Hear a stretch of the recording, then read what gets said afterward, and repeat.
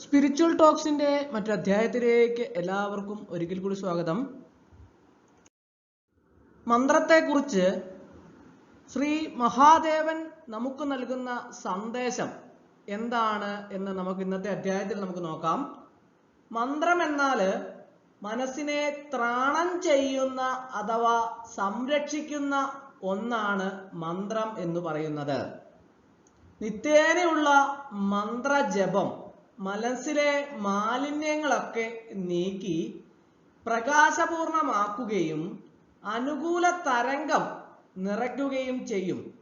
എന്നാൽ വിശ്വാസം മന്ത്രജപം എല്ലാവർക്കും സാധ്യമാണോ എന്ന് പലപ്പോഴും സംശയം തോന്നാം.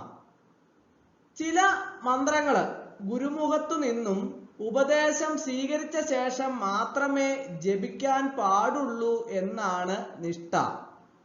മന്ത്രജപങ്ങളെല്ലാം തന്നെ അവരവരുടെ സൗകര്യാർത്ഥം വെറുതെ ജപിക്കുന്ന ഒന്നല്ല എന്നാണ് പരമപിതാവായ മഹാദേവൻ നമ്മളോട് പറഞ്ഞു തരുന്നത്.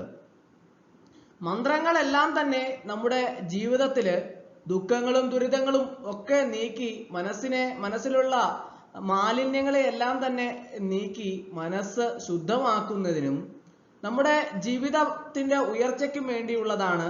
എന്നാൽ മന്ത്രങ്ങൾ അവരവരുടെ ഇഷ്ടത്തിന് ജപിക്കാൻ പറ്റില്ല എന്നുള്ളതാണ് നമ്മുടെ മഹാദേവൻ, പരമപിതാവായ മഹാദേവൻ നമുക്ക് കാണിച്ചു തരുന്നത്.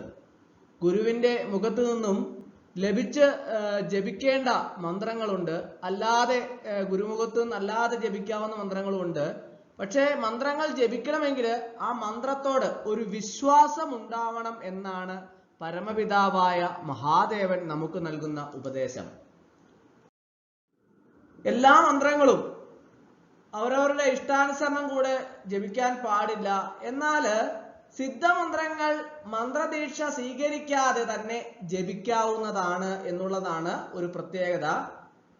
അതുപോലെ തന്നെ തെറ്റായി ജപിച്ചാൽ അനുകൂല ഫലം ലഭിച്ചെന്നും വരില്ല. അതിനാല് മന്ത്രത്തിന്റെ അർത്ഥം മനസ്സിലാക്കി തെറ്റില്ലാതെ ഉച്ചരിക്കാൻ സാധിക്കുന്നവർ ശ്രീ പരമേശ്വരനെ ഗുരുവായി സങ്കല്പിച്ച് ജപിച്ച് തുടങ്ങാവുന്നതാണ്. ഇപ്പോൾ ഗുരുമുഖത്ത് നിന്ന് ലഭിക്കാത്ത മന്ത്രങ്ങളൊക്കെ നമ്മൾ പ്രത്യേക മന്ത്രങ്ങൾ നിങ്ങൾക്ക് ജപിക്കാൻ തോന്നുന്നു എങ്കിൽ ശ്രീ പരമേശ്വരനെ, നമ്മുടെ പരമപിതാവായ ശ്രീ പരമേശ്വരനെ മനസ്സിൽ ധ്യാനിച്ച് ഗുരുവായി സങ്കല്പിച്ച് മന്ത്രങ്ങൾ ജപിക്കുക. അത് തെറ്റില്ലാതെ നിഷ്ഠയോടുകൂടി കൃത്യമായിട്ട് ജപിക്കാൻ വേണ്ടിയിട്ട് എല്ലാവരും ശ്രദ്ധിക്കണമെന്നാണ് ശ്രീ മഹാദേവൻ നമുക്ക് നൽകുന്ന സന്ദേശം.